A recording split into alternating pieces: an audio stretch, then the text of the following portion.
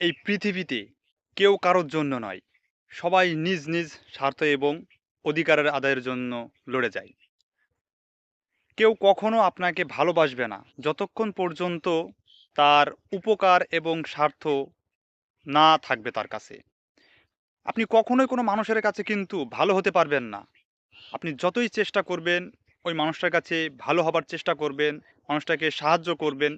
হয়তোবা কোনো একটি কারণে আপনার কথার দ্বারা অথবা আপনি হয়তো তার টাকার প্রয়োজন অথবা আপনাকে তার প্রয়োজন কোনো কাজে। যদি আপনি সারা জীবন তার উপকার করে আসছেন, সারা জীবন তার কাজে লেগে আসছেন।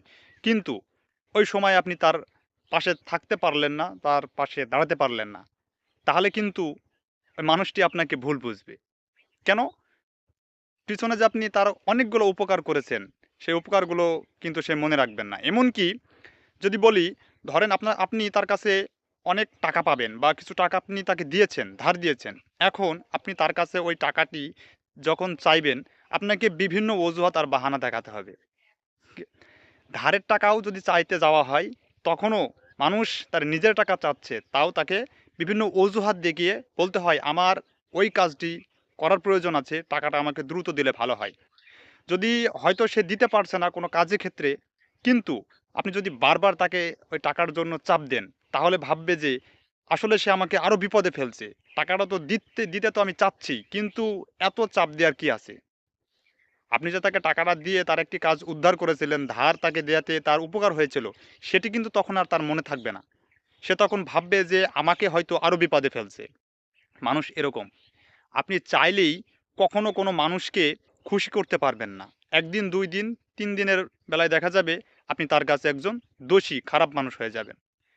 এই পৃথিবীতে নিজের শরীর ছাড়া আপন মা-বাবা, ভাই-বোন, স্ত্রী যাই বলেন না কেন, কেউ আপন নাই। আপনার শরীর যদি অসুস্থ হয়ে যায়, ১ থেকে ১.৫ মাস যদি আপনি পড়ে থাকেন অসুস্থ অবস্থায়, তাহলে আপনি বুঝতে পারবেন যে আপনার পরিবার এবং আপনার আত্মীয়স্বজন এবং আপনার শুভাকাঙ্ক্ষী যারা আছে আপনাকে কতটা ভালোবাসে। আসলে তাকে মানে আপনাকে ভালোবাসে তারা আপনার অবস্থান কি, আপনার টাকা-পয়সা কি, আপনার শরীরটাই হচ্ছে সবথেকে বড় সম্পদ। এই পৃথিবীতে যতই টাকা, ধন-সম্পদ থাকুক না কেন, শরীরের উপরে কোনো সম্পদ নাই। তাই আমি বলছি, আপনি চাইলেই পৃথিবীতে সব মানুষকে সুখী করতে যাবেন না।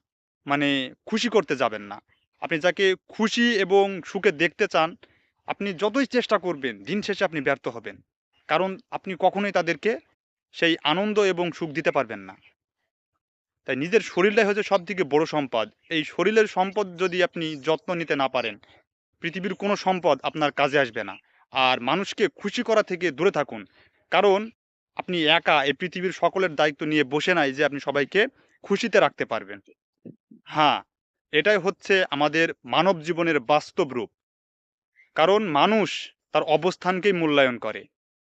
আর আপনি এই চেষ্টা থেকে বিরত থাকুন এবং নিজের শরীর এবং নিজেকে সবসময় কিভাবে খুশি রাখা যায় সেটাই চিন্তা করুন। নিজে খুশি যদি থাকতে পারেন, নিজের শরীর হচ্ছে সবথেকে বড় সম্পদ যদি ভালো রাখতে পারেন, তবেই আপনি পৃথিবীতে একমাত্র সুখী ব্যক্তি। পরিবার এবং অন্যান্য সবাই যে হাসি খুশি থাকবে, এই সুখকে কখনো সুখ বলা হয় না। নিজের খুশিটাকে প্রাধান্য দিন। তবেই আপনি পৃথিবীতে সুখী এবং একজন হাসিখুশি ব্যক্তি হয়ে বেঁচে থাকতে পারবেন।